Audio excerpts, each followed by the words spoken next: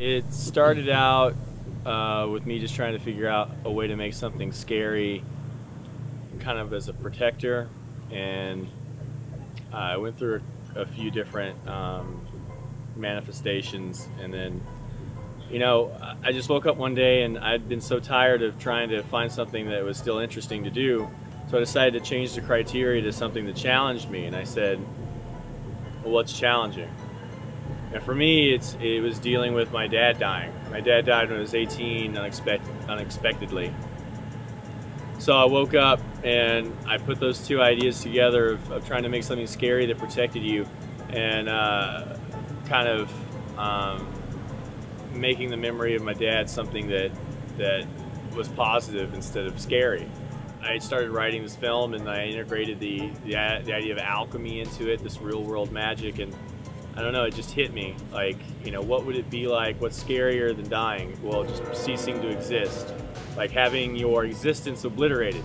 So like, since matter can't be created and destroyed in our universe, what if there's a universe where it can be? And then I started to think, well, lots of things start with a dream. So what if this alchemist, like ages ago, before recorded history, maybe Star Wars style, long ago in a galaxy far, far away, he has a dream, and in this dream he sees a ritual and he wakes up and he does it, and out of it comes this philosopher, what he thinks is a philosopher's stone, but it's really this element from another universe that, where matter can't be created and destroyed, but he thinks it's the philosopher's stone. So he transmutes himself with it and becomes this crazy, terrifying, abominable monster, an unequal equation that must constantly consume matter, and you can change it to a solid, liquid, and gas, and he's indestructible. His apprentice, to try to foil him over a period of millennia, takes a fragment of that element in hopes that one day she can find somebody that can, turn the tide, or fight monster. In present day, she finds this teenager, Jimmy Wilson, 17-year-old kid with anger issues, that ends up having to give up everything he has in order to get what he wants, which is,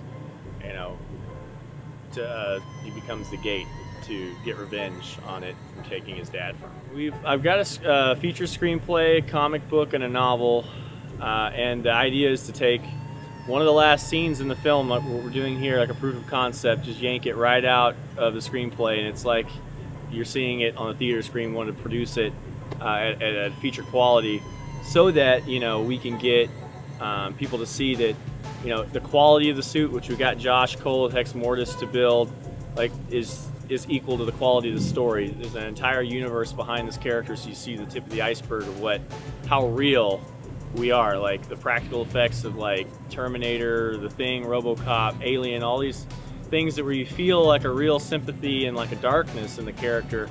Wanted to bring that to life on screen, so even if you're not watching this, if you're in person, when it walks in a room, it's real. I've heard people tell me it's like CGI in real life, which is kind of a cool way to describe it. I mean, and it looks like everything you've seen, but not. It's something that I've drawn from, Josh has drawn from, like all of our favorite films and TV shows and stories of the past, and it's kind of ran through our filter and become this new monster, which doesn't do things based off right or wrong or truth, justice, the American way. Just a 17-year-old kid trying to figure out what he should do next. So we relate to him a lot, and I wanted people to think when they see him, oh wow, do I run away or do I run towards him because he's so cool and scary at the same time? And when we took him to MegaCon and debuted him for the first time, I saw two little kids standing next to their father. One was hiding behind him and the other one was like walking towards him, and I was like, I knew we'd made it happen. And I like that. I like that people try to describe it different ways. Oh, this is it looks like Groot with the Venom symbiote. Oh, this looks like some anime samurai warrior armor. This looks like Skyrim Daedric armor. This looks like Spawn. All these cool things, I like that people relate to it and they see something in it, but it's still new. It's funny how many ideas came across without me realizing it until I look back on it. So it's literally like RoboCop and Batman, almost like just merged.